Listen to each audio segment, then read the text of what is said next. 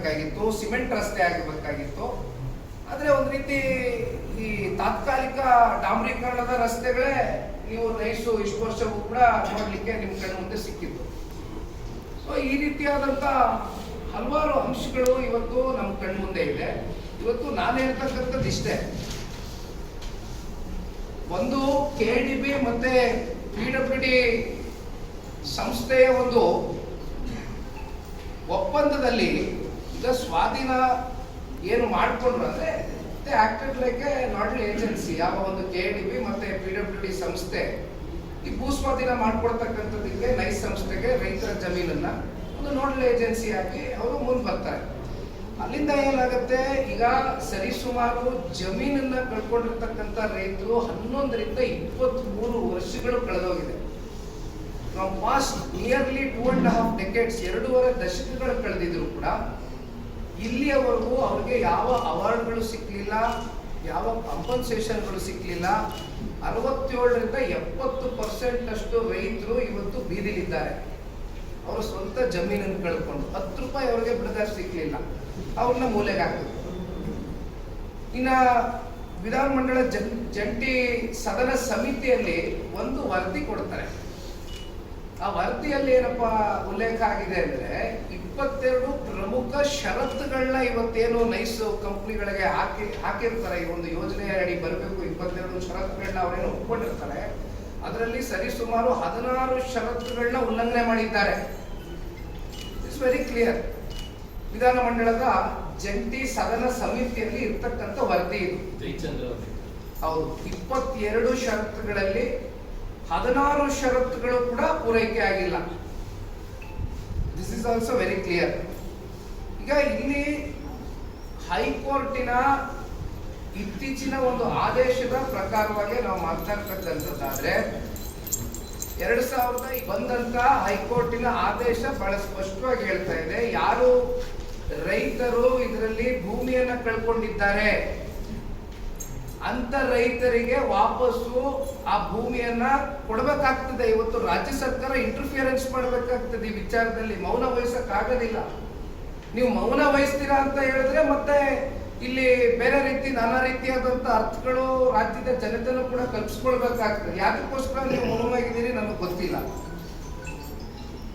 ಜೊತೆಯಲ್ಲಿ ಇವತ್ತು ನಮ್ಮ ಬೇಡಿಕೆಗಳು ಇರ್ತಕ್ಕಂಥದ್ದು ಬಹಳ ಸ್ಪಷ್ಟ.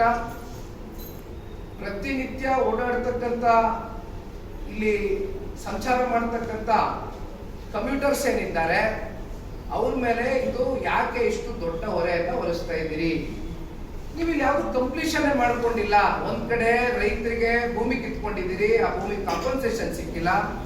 ಮತ್ತೊಂದ್ ಕಡೆ ಇವತ್ತು ನೀವು ಇಲ್ಲಿ ಜನ ಪ್ರತಿನಿತ್ಯ ನೈಸ್ ರಸ್ತೆಯನ್ನು ಉಪಯೋಗ ಮಾಡ್ತಾ ಇದ್ದಾರೆ, ಅದನ್ನು ಕೂಡ ನೀವು ಎಕ್ಸಾಪರೇಟ್ ರೇಟ್ಸ್ ನ ಇಟ್ಕೊಂಡಿದ್ದೀರಿ, ಯಾವ್ದು ಕಂಪ್ಲೀಷನ್ ಮಾಡ್ಕೊಂಡಿಲ್ಲ. ಯಾವ್ದಕ್ಕೋಸ್ಕರ ಜನ ಕಟ್ಟಬೇಕು, ಟೋಲ್ ಯಾಕೆ ಕಟ್ಟಬೇಕು ಜನ ಅಂತಕ್ಕಂಥದ್ದು ಈಗಾಗಲೇ ಸಾರ್ವಜನಿಕ ವಲಯದಲ್ಲಿ ಯಾವಾಗ ಸನ್ಮಾನ್ಯ ಕುಮಾರಣ್ಣ ಅವರು ಪ್ರಥಮವಾಗಿ ಈ ವಿಚಾರಕ್ಕೆ ಸಂಬಂಧಪಟ್ಟಂತೆ ಹೈಕೋರ್ಟ್ ಆರ್ಡರ್ನೇ ಮುಂದಿಟ್ಟು ಪ್ರೆಸ್ ಮೀಟ್ ಮಾಡಿದಂತ ಸಂದರ್ಭದಲ್ಲಿ ಬಹಳ ಜನಕ್ಕೆ ಅರಿವಾದಂಥದ್ದು ಯಾದಕ್ಕೋಸ್ಕರ ನಾವು ಟೋಲ್ ಅನ್ನ ಕಟ್ಟಬೇಕು ಅನ್ನೋಂಥದ್ದು. ಟೋಲ್ಗಳಲ್ಲಿ ಬಹಳ ಜನ ಸಾರ್ವಜನಿಕರು ಟೋಲನ್ನ ಕಟ್ಸ್ಕೊಳ್ತಕ್ಕಂಥ ವ್ಯಕ್ತಿಗಳ ಜೊತೆ ಮಾತನಾಡೋದನ್ನು ಕೂಡ ನಾವು ನೋಡಿದ್ದೇವೆ. ಈಗ ನಾವು ಇಲ್ಲಿ ನಿಮ್ಮ ಎದುರುಗಡೆ ಬಂದು ನಿಂತಿರ್ತಕ್ಕಂಥದ್ದು ಬಹಳ ಸ್ಪಷ್ಟ. ಇವತ್ತಿನ ವಿಚಾರ ಇಷ್ಟೇ, ನಥಿಂಗ್ ನೈಸ್ ಅನ್ನೋ ಒಂದು ಅಭಿಯಾನವನ್ನ ಇವತ್ತು ಜನತಾದಳ ಪಕ್ಷ ಒಂದು ವೆಬ್ಸೈಟ್ ಅನ್ನ ಲಾಂಚ್ ಮಾಡೋ ಮೂಲಕ, ನಥಿಂಗ್ ನೈಸ್ ಅನ್ನೋ ಒಂದು ವೆಬ್ಸೈಟ್ ಅಲ್ಲಿ ಬಹುಶಃ ಪ್ಲೇ ಕಾರ್ಡ್ಸು ಎಲ್ಲ ಇಲ್ಲೇ ಇದೆ. ಸೊ ಇದರಲ್ಲಿ ಎಲ್ಲ QR ಕೋಡ್ಸ್ ಕೂಡ ಇದೆ. ವೆಬ್ಸೈಟ್ ನಲ್ಲಿ ಯಾವ್ಯಾವ ಅಂಶಗಳು ಸಾರ್ವಜನಿಕರಿಗೆ ದೊರಕಬೇಕು, ದಿನನಿತ್ಯ ಓಡಾಡ್ತಕ್ಕಂಥ ಜನಸಾಮಾನ್ಯರಿಗೆ ಈ ಅಂಶಗಳಲ್ಲಿ ಏನೇನೋ ಅವರಿಗೆ ಸ್ಪಷ್ಟತೆಯನ್ನ ಅವರು ಕೇಳ್ತಾ ಇದ್ದಾರೆ. ಯಾಕೆಂದ್ರೆ ಅಲ್ಲಿರ್ತಕ್ಕಂಥವ್ರು ನಮ್ಗೆ ಯಾರು ಕೂಡ ಸಂಸ್ಥೆಯಿಂದ ಹೇಳಿಲ್ಲ ನೀವು ಟೋಲ್ ಕಟ್ಟಿಯೇ ಹೋಗ್ಬೇಕು ಅಂತಕ್ಕಂಥದ್ದೇನು ಹೇಳ್ತಾ ಇದ್ದಾರೆ. ವೆಬ್ಸೈಟ್ ಅನ್ನ ಲಾಂಚ್ ಮಾಡ್ತಾ ಇದ್ದೇವೆ. ಇದು ಒಂದು ಅಭಿಯಾನ, ಜನರ ಪರವಾದಂತ ಒಂದು ಅಭಿಯಾನ. ಇದು ಒಂದು ಯಾತಕ್ಕೋಸ್ಕರ ಇವತ್ತು ಟೋಲ್ ಅನ್ನ ಕಟ್ಟಬಾರದು ಅಂತಕ್ಕಂಥದ್ದು.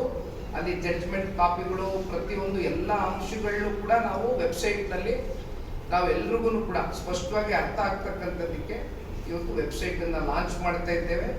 ಇಂದಿನಿಂದ ಈ ಒಂದು ನಥಿಂಗ್ ನೈಸ್ ಚಳುವಳಿಯನ್ನ, ಈ ಒಂದು ಅಭಿಯಾನವನ್ನ ಜನತಾದಳ ಪಕ್ಷ ಇವತ್ತು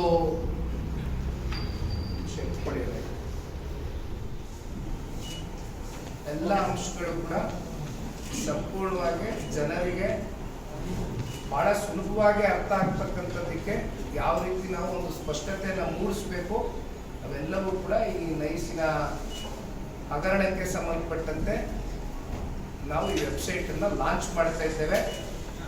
ಇಂದಿನಿಂದ ಜನತಾದಳ ಪಕ್ಷ ಸನ್ಮಾನ್ಯ ಕುಮಾರಣ್ಣ ಅವರ ಈ ಒಂದು ಪರಿಕಲ್ಪನೆ ಏನಾಗಿತ್ತು ಅದಕ್ಕೆ ಪೂರಕವಾಗಿ ಈ ವೆಬ್ಸೈಟ್ ಈ ರೀತಿ ಮಾಡಬೇಕು, ಜನಕ್ಕೆ ಮತ್ತಷ್ಟು ತಿಳುವಳಿಕೆ ಮೂಡಿಸ್ಬೇಕು, ಜಾಗೃತಿ ಮೂಡಿಸ್ಬೇಕು, ಅವೇರ್ನೆಸ್ ಕ್ರಿಯೇಟ್ ಮಾಡಬೇಕು ಅಂತಕ್ಕಂಥದ್ದು ಜನತಾದಳ ಪಕ್ಷ ಈ ನಾಡಿನ ಜನತೆ ಯಾತಕ್ಕೋಸ್ಕರ ಟೋಲ್